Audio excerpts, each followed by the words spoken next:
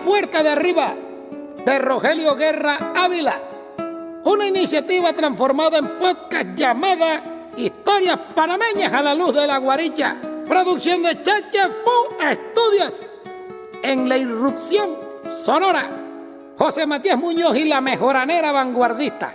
Personificación, Juan Heraclio Torrente and Friends. Número 13, capítulo de la novela, ganadora en el 2016 de la categoría novela en el Premio Nacional de Literatura Ricardo Miró, de Panamá para el Mundo. Iniciamos. Habían transcurrido varias semanas desde la partida de Damián Echendía y poco habían cambiado las cosas, salvo que el tiempo parecía transcurrir más lentamente y las habitaciones de la inveterada Casa Guate eran subyugadas por el silencio y el abandono. Era sábado. Serían las 10 de la mañana cuando llamaron a la puerta con golpes espaciados pero ansiosos. Sofía abrió enseguida como si esperara el llamado. Estaba vestida con descuido y parecía llevar noches enteras sin dormir. Ya en el barrio decían que la desaparición de su hijo o el abandono de su marido la habían trastornado. Del otro lado de la puerta aguardaban varios desconocidos. Al frente del grupo estaba Salvador Galán, el dependiente de la tienda de revelados, quien le hizo un saludo ostensiblemente encantador que ella respondió con una sonrisa lívida. Buenos días, aquí estamos como se lo prometimos. Así era. 10 días antes, Sofía había pasado por el negocio de los revelados, ya decidida para rogarle que se comunicara con el grupo de expertos en temas paranormales de Bogotá y les pidiera que le ayudaran a recuperar a su hijo. No fue sencillo coordinar el viaje de los especialistas a Sogamoso en tan poco tiempo, porque todos tenían compromisos laborales que atender. Pero finalmente se anotaron varios miembros interesados en el caso, encabezado la delegación por el periodista Humberto Sarasate, fundador del Grupo de Investigaciones Paranormales. Lo acompañaban Encarnación Lucena, una medium de clarividencia casi implacable y con una sorprendente facilidad para establecer contacto con espíritus de seres fallecidos. Álvaro Parra, profesor de francés a tiempo completo en la Pontificia Universidad Javeriana de Bogotá, pero con un magíster en idiomas antiguos y lenguas muertas, obtenido en Londres. Era menos de la mitad de los miembros que conformaban la camarilla de expertos, pero eran suficientes para llevar adelante el trabajo que a primeras no resultaría nada fácil. Sofía los recibió en el salón, manifiestamente nerviosa, apenada, ambigua hasta en sus gestos. Agradeció a todos por haber aceptado su desesperada petición de ayuda. Después de convidarlos con café y almojábanas, Sofía les contó sin reticencias los raros sucesos que se daban en la Casa Goate, los días miserables desde la desaparición de su hijo, la incompetencia de la policía para recuperarlo, la apatía con la que su esposo había tomado su teoría acerca del rapto perpetrado por alguna entidad paranormal, las noches interminables por el terror de lo imposible y la sospecha de que jamás volvería a recuperar a su bebé. Tuvo que hacer varias pausas para recobrar la serenidad cuando se le desbordaban las primeras lágrimas en el corazón.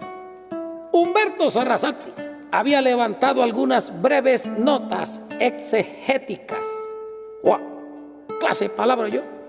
Añadiendo en los márgenes del cuaderno las ideas que iban surgiendo conforme Sofía recapitulaba los acontecimientos ocurridos y que parecían dispersos sin ningún orden dentro de su cabeza. Estaba tan perplejo con el enigma de la desaparición que aligeró una serie de preguntas artificiosas cuyo único motivo era el de descartar el engaño, pues la experiencia le había enseñado a no dejarse llevar por el entusiasmo y a saber distinguir entre lo genuino y lo fraudulento. Desde antes de que Salvador Galán lo contactara para participarle del caso, ya conocía acerca de la desaparición del niño Echendía gracias al revuelo causado en su momento por los medios de comunicación, que hicieron de la noticia un festín sin efectos favorables para facilitar su recuperación. Él, También le había compartido mucho antes las fotos del niño fantasma merodeando por la casa Goate. De manera que para cuando viajaron a Sogamoso, ya Sarasate tenía una idea bastante precisa acerca de las cosas que allí estaban ocurriendo, aunque no podía dar un diagnóstico concluyente. Es una historia extraordinaria y hasta imposible para quien se niegue a creer en estos temas, tan apasionantes como reales, dijo Sarasate al terminar de garabatear un dibujo en su libreta de anotaciones. Entonces, ¿ustedes no piensan que he perdido la razón?, preguntó Sofía. En absoluto. Hasta Borges dijo que la razón es una locura. No sé si lo dijo así o fue algo parecido, pero lo dijo. Humberto Sarasate era un ávido estudioso del tema paranormal y de todo lo que iba más allá del mundo físico. Había incursionado desde muy joven en aquellos asuntos, organizado un grupo de investigadores entre los compañeros de la facultad para llevar a cabo incursiones prohibidas en los viejos cementerios y casas abandonadas en Bogotá. Aunque para la mayoría de los miembros reclutados, aquellas correrías eran menos una excusa fácil para drogarse que para cazar fantasmas. Luego de algunos años, ya graduado y ejerciendo como uno de los periodistas más tenaces del medio, reorganizó y formalmente fundó el Grupo de Investigaciones Paranormales de Bogotá, al cual consiguió sumar a varios profesionales serios y de una respetable trayectoria en sus respectivas especialidades, con los cuales logró demostrar y descartar más de una leyenda urbana.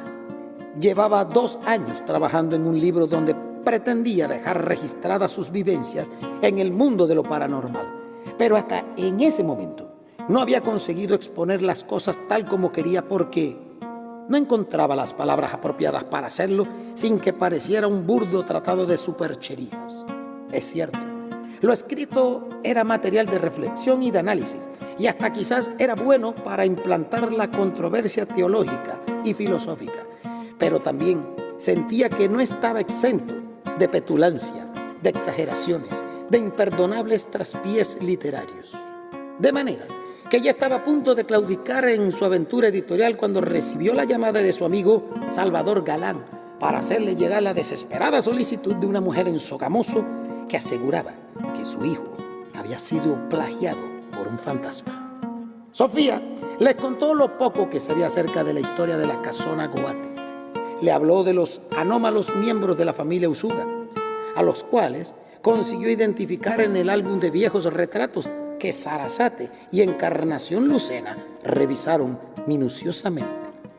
En especial la medium, quien palpaba las imágenes con las yemas de los dedos y con los ojos cerrados, como si se dejara llevar por el remanso de una corriente de agua y también por un sueño. No me parece descabellado lo que sugiere, dijo Salvador Galán mientras ajustaba el lente de su cámara. Las casas como esta suelen estar invadidas de fantasmas.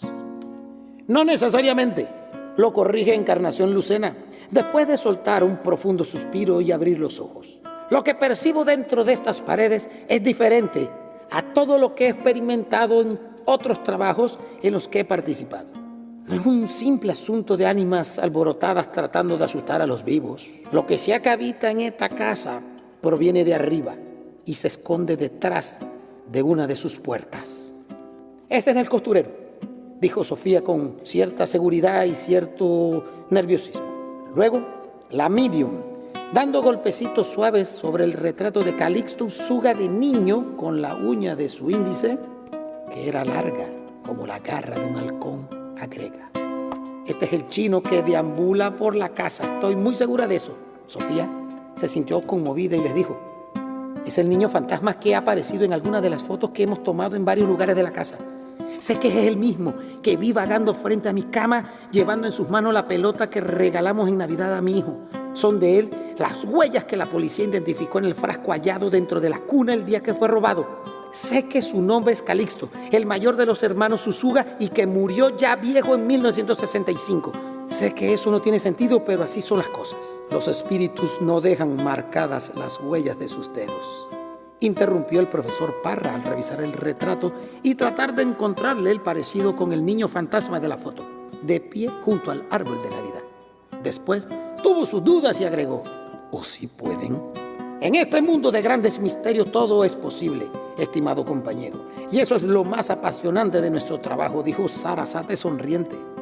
Nosotros vamos a hacer todo lo que esté en nuestras manos para ayudarla a saber qué le ocurrió en verdad a su hijo y si toda esta trama, con sus evidencias y sus contradicciones, es cierta. Sofía agradeció con alivio sus palabras. Al final de la reunión, después de trazar un plan para llevar adelante la investigación, de revisar los equipos que mejor servirían para recoger las evidencias, Sarasate agregó como una reflexión: ya conocimos la historia, conocimos los personajes y conocimos el problema que necesita ser resuelto. Ahora conozcamos la puerta de arriba.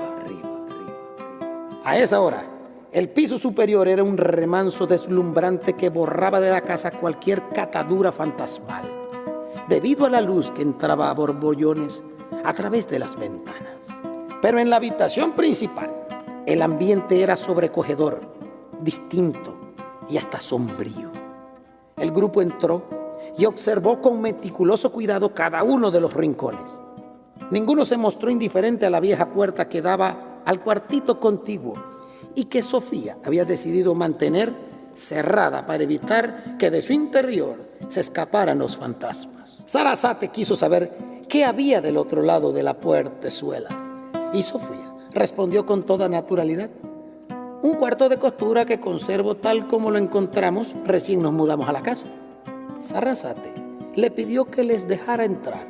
Sofía buscó la llave y destrancó la cerradura, empujando la hoja con la punta de los dedos. La puerta se abrió tras un crujido de la cerradura y los goznes soltaron un largo y lúgubre lamento. Todos comprobaron que era cierto. En su interior parecía que el tiempo se había olvidado de pasar su mano despiadada. Fue como trasponer un sueño. Allí estaban, todavía en su sitio, la vieja máquina de coser, la silla de mimbre, el desgastado horcón de nogal y el maniquí de talle femenino. En la tablilla, imponente con su espada alzada sobre el demonio caído, la imagen de San Miguel Arcángel parecía brindar al cuarto su custodia. Pocas cosas habían apartado Sofía para personalizar el costurero y se notaba a primera vista. Es como si hubiéramos atravesado un umbral hacia el pasado, dijo Salvador Galán mientras sacaba algunas fotos desperdigadas. Todo esto parece haber estado aquí desde hace siglos. Para Encarnación Lucena, sin embargo, había algo más. Algo en el aire que denunciaba una presencia invisible pero cierta, y que ella pudo sentir apenas entró a la habitación, porque su piel se erizó con escalofríos de inquietud cuyo origen no alcanzaba a comprender. Sintió también una presencia fantasmal muy diferente, pero era la sensación que sentía cada vez que hacía contacto con un animal. Lo otro que percibía era más real. Alguien nos mira desde algún lugar de este cuarto. Se detiene, permanece en silencio, como sumida en un profundo trance. La percepción de Encarnación Lucena era correcta. En ese momento, sumergido en otra dimensión material y estática como el insondable mundo detrás de los espejos, Calixto Usuga se encontraba sentado al fondo del cuarto de costuras, redactando en su cuaderno escolar la inútil y tediosa tarea que le asignó la maestra como castigo por haberse tomado más tiempo del permitido durante el recreo. Según él confesó, para irse a cazar lagartijas con resorteras detrás de la escuela. El castigo consistía en escribir la misma oración repetida 100 veces y luego 100 veces adicionales que le impuso su madre por el descuido. De cuando en cuando interrumpía la tarea y echaba una rápida mirada a los perros que dormían sosegadamente a sus pies. Fue entonces cuando escuchó la rapsodia de voces conexas que se acercaban con una resonancia imprecisa y sorda, como un apretado susurro de conversación. El niño alzó la mirada y vio al grupo de personas que entraban al cuarto y observaban a todas partes, manteniendo cierto sigilo. Calixto Usuga sintió tanto miedo que no pudo moverse. Abrió los ojos aterrado, el corazón apresuró sus latidos y un sudor helado le recorrió la espalda. Humberto Sarasate caminó a su lado y se detuvo a pocos pasos de él, pero se comportó como si no alcanzara a verlo, como si él no estuviera allí.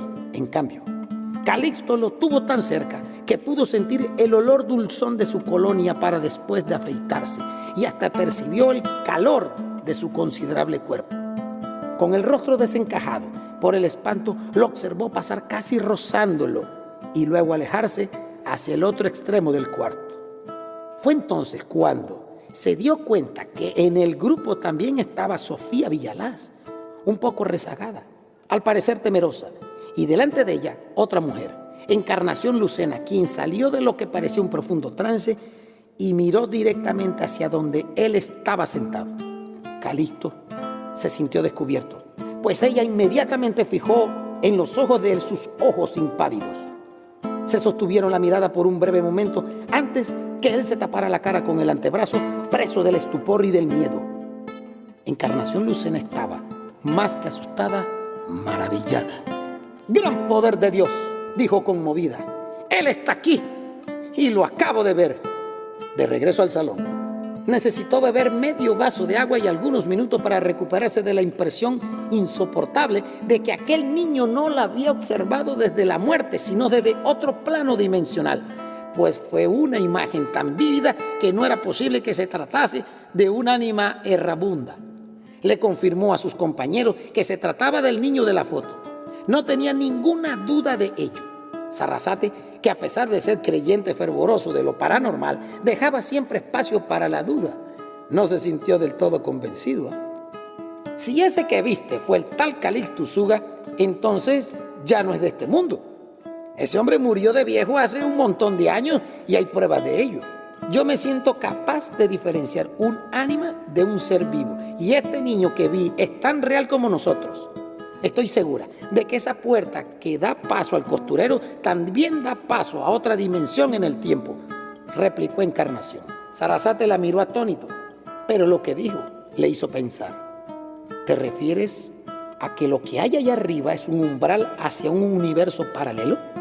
No creo que sea hacia un universo paralelo, sino hacia otro espacio en el tiempo.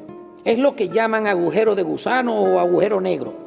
No sé exactamente lo que es, pero esa puerta que está allá arriba representa un atajo que lleva hacia otro plano. Y de alguna manera que no puedo explicarle, ese niño ha encontrado la forma de atravesarla a su antojo. Estoy segura de que él está plenamente consciente de que puede hacerlo. Era un tema del que ellos habían documentado poco, pero que no les era del todo desconocido. Sarasate, por ejemplo, había leído solo un par de semanas atrás un libro titulado The World of Psych Phenomena, perdónenme en inglés, de F. Edsall, que era una referencia interesante documentada con hechos insólitos, pero reales, que de acuerdo con el autor, habían ocurrido alrededor del mundo. Según podía recordar, el libro hablaba de dimensiones, espacios temporales, lo cual se ajustaba muy bien a las cosas referidas por Sofía, de modo que la tesis no era de todo descabellada, y de ser cierta la aseveración de Encarnación Lucena, la puerta del costurero no era otra cosa que un pasadizo hacia otro estrato en el tiempo.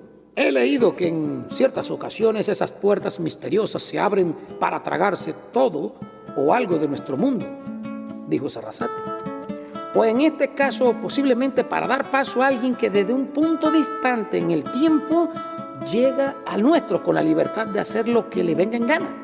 Es lógico que para que suceda algo así, se deben dar las condiciones adecuadas para abrir esos pasajes y poder cruzar desde nuestro mundo a otro paralelo, y viceversa. Quizás eso tiene que ver con los famosos viajes en el tiempo, o las precogniciones, o las videncias, o con lo que llaman déjà vu, agregó Salvador Galán. Sarasate también recordó un caso poco documentado del que alguna vez escuchó hablar, publicado en los años 70 por el diario La Razón, que refirió la misteriosa desaparición en Bogotá de un autobús con más de 60 estudiantes y profesores ecuatorianos que viajaban por el territorio colombiano. La excursión, procedente de Tulca, simplemente se había esfumado sin dejar el menor rastro. Pero más insólito que la desaparición en sí fue el hecho de que después de un par de días no se habló nada más al respecto. El grupo de estudiantes y profesores desaparecieron de la misma forma como había desaparecido el hijo de Sofía Villalaz. Quizás también cruzaron el portal en el tiempo, concluyó Sarasate. Entonces allí es cuando decimos que alguien se lo tragó la tierra, murmura Salvador Galán, todavía más entusiasmado. Y lo que en verdad ha sucedido es que esas personas logran atravesar ese umbral hacia otros estratos y nunca regresan. De ser así, nada de lo que le ocurrió al niño tiene que ver con fantasmas ni con ninguna cosa semejante, dedujo Sarasate. ¿Se gira? Entonces doña Sofía tiene razón al decir que a su hijo se lo arrebataron desde otro plano. Y si también nosotros cruzamos ese portal, quizás podríamos recuperarlo.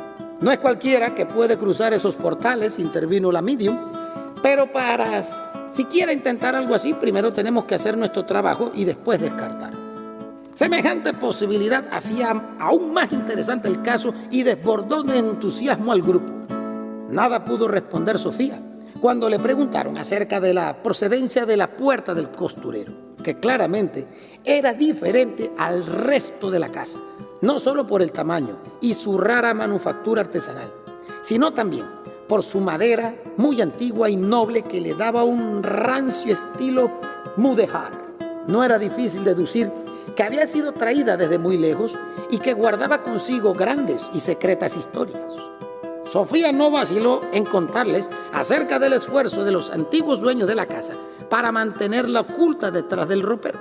La deplorable condición en la que encontraron el costurero era evidencia de que había permanecido cerrada durante muchos años, de seguro en un vano intento por mantener bloqueado el atajo en el tiempo, la llave que la abría.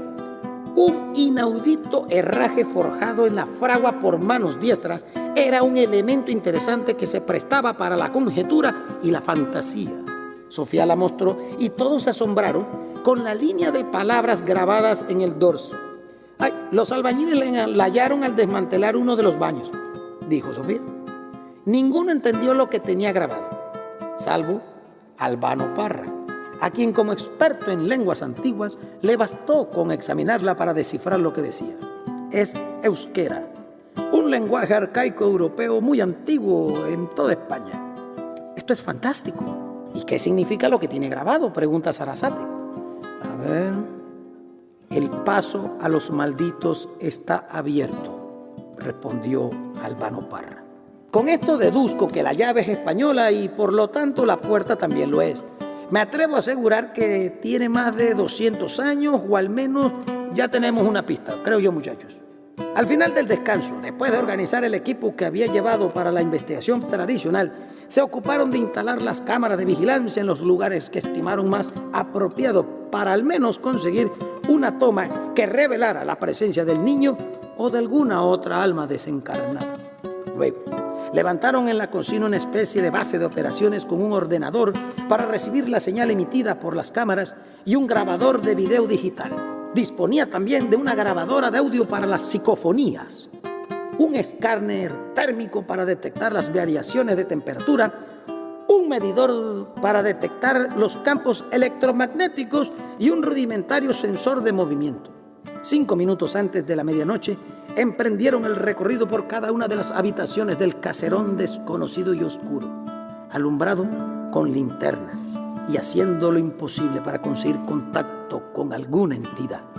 Mientras discurrían por la casa y examinaban minuciosamente cada rincón, Encarnación, Lucena y Sofía permanecieron en la cocina monitoreando los movimientos del equipo, desde donde escuchaban sus pasos atravesando las tinieblas en el piso alto y los lamentos de las puertas al abrirse y al cerrarse. 3 horas después de hacer vanas invocaciones, dieron por terminada la investigación. Cintas de video no registraron ni una sola sombra fantasmal, ni se grabó ningún sonido cuya procedencia pudiera atribuírsele al más allá. Al parecer, la casa estaba limpia. Supuse que eso sucedería, dijo Encarnación Lucena con un tono de decepción, y luego miró a Sofía. Ya que la investigación tradicional no ha dado resultados, toca intentar la psíquica, y lo haremos de inmediato si usted se siente en condiciones de llevarla a cabo. Sofía Villalaz se sentía cansada, pero estaba bien dispuesta. aunque sintió un vago temor al no saber exactamente cuál era el siguiente paso a dar.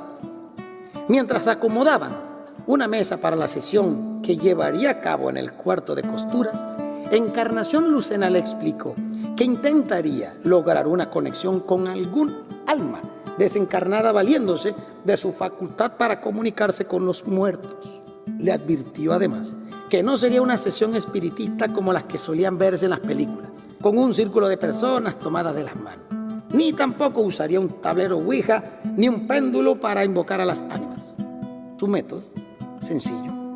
Lo único que requería de Sofía era su completa concentración, pues el resto se encargaría ella, quien actuaría de intermediaria.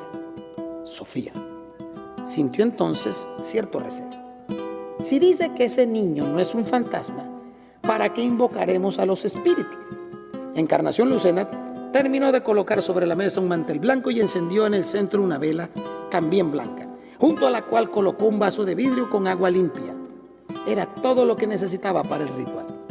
Porque tengo la esperanza de contactar a alguno que nos colabore para conectarnos con el niño Calixto. Esperemos que quien responda a la invitación no sea una entidad malévola, que suelen acudir al llamado solo para confundir y causar daño, le contestó Encarnación.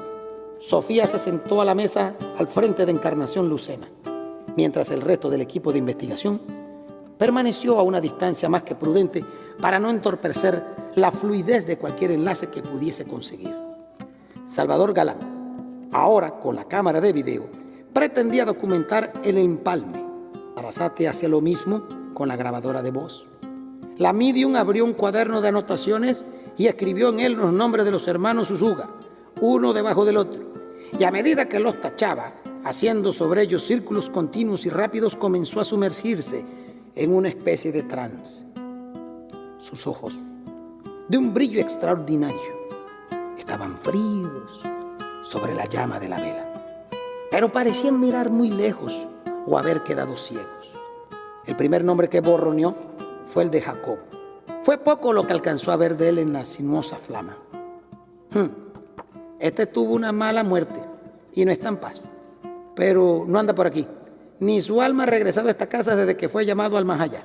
Luego tachó el nombre de Elías y al hacerlo terció una ligera sonrisa en sus labios. Elías era solo un bebé cuando murió, se ahogó en el fondo del pozo y desde entonces está gravitando en el limbo de los no bautizados. A Sarrasate no le convenció ese argumento, pues algo no tenía sentido. ¿Cómo pudo morir siendo un bebé si está en la foto junto a sus hermanos, ya convertido en todo un hombre? Yo solo interpreto lo que alcanzo a ver en la llama, respondió la medium. Las explicaciones las buscamos después. Finalmente, hizo girar el bolígrafo sobre el nombre de Calixto y su rostro recuperó el semblante circunspecto. Todos sintieron curiosidad, pero la medium se tomó su tiempo para analizarlo. ¿Qué sucede con él?, preguntó Sofía. Pregúntele por mi hijo. Calixto me confunde, reconoció la medium al momento en que la llama de la vela comenzó a ondear inquieta, sin que la tocara el más imperceptible soplo del aire. Lo siento tan real y a la vez flotando en el espacio confuso de esta habitación. Pregúntele por mi hijo, insistió Sofía. Encarnación Lucena guardó silencio instantáneamente. Casi de inmediato escribió algo en la libreta de apuntes y luego comenzó también a borronear. ¿Hay alguien más en esta habitación? Después, como si tratara de descifrar una voz inaudible para los demás, agregó: ¿quién es Adelfa? Sofía la escuchó con débil asombro y enseguida la dominó el vértigo y un extraño dolor en el fondo de la boca. Es el nombre de mi abuela, pues ella está aquí y dice que no debes preocuparte por tu hijo, comunicó Encarnación Lucena. Percibo en el aire su espíritu de paz, sin amenazas, y ha venido desde muy lejos solo para decírtelo. Ella no te ha abandonado. Era una buena mujer y te amaba mucho.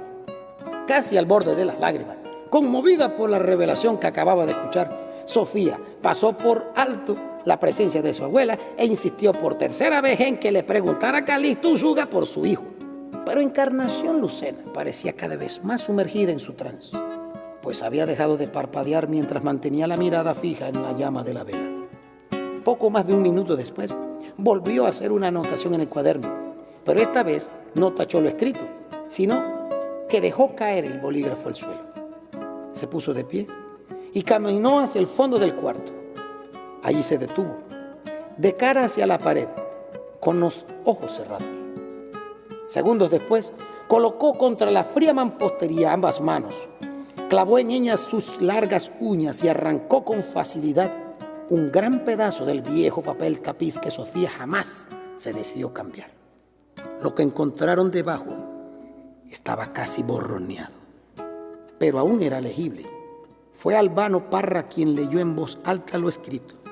Cierra la puerta de... No alcanzó a entender la última palabra. Goate, dijo Sarasate, y luego se volvió hacia Encarnación Lucena. El nombre de la casa, al menos eso es lo que yo entiendo, ¿no? ¿Cómo supo que eso estaba debajo del tapizado? Me lo indicó Felipe. Responde la medium con la voz ronca y dormida. Él fue quien lo escribió. Murió aquí, justo en este lugar. ¿Y ahora quién es Felipe, pues? Dijo Salvador Galán, al asomarse al cuaderno de la medium y a leer lo que había escrito. Felipe Lalinde Ágredo era el dueño de la casa, aclaró Encarnación Lucena con toda naturalidad, como si lo hubiera conocido y hubiera tenido amistad con él, y mirando al aire como si lo viera. También ha venido su hija Marta, que murió en la habitación de al lado. La inquieta un remordimiento de conciencia que no logro interpretar. Sofía perdió la paciencia. No me interesa saber de cuánto muerto se pasea por esta casa. Quiero que me devuelvan a mi hijo. Que me lo devuelvan o que me digan cómo poder ir por él. Encarnación Lucena, inalterable, regresó a su lugar en la mesa, tachó el nombre acabado de escribir y apagó la vela de un soplido. Dada por terminada la sesión. Nada de lo que dijo Sofía Villalaz después la hicieron volver a la lectura, ni sus disculpas por la irreflexión ni sus súplicas. La medium dijo que de todas formas ya no percibía ninguna presencia en la habitación. El milagro había finalizado.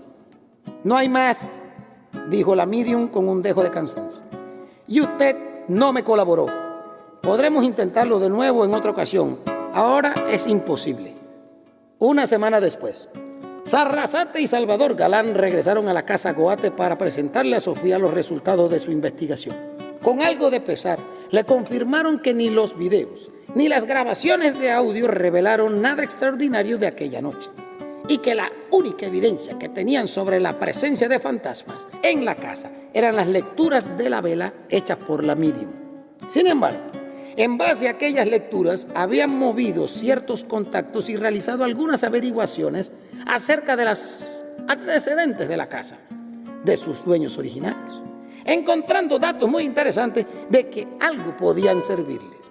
Averiguaron, por ejemplo, que la finca donde se encontraba la casa había sido originalmente propiedad de un judío curazaleño registrado como Herrera Zamuda, según algunos documentos de la época en que se adjudicaron baldíos en el pueblo. La propiedad pasó después a nombre de Felipe Lalinde Ágredo a mediados del siglo XIX, de acuerdo a lo documentado en el antiguo sistema de registro de la Oficina de Instrumentos Públicos.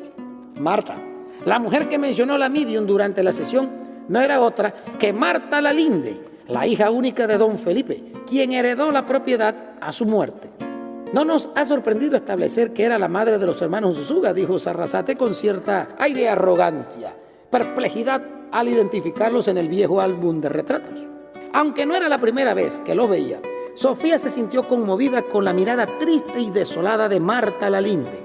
Sarasate también le confirmó como cierta la información que el empleado de la agencia le había facilitado acerca de los propietarios posteriores de la casa Goate.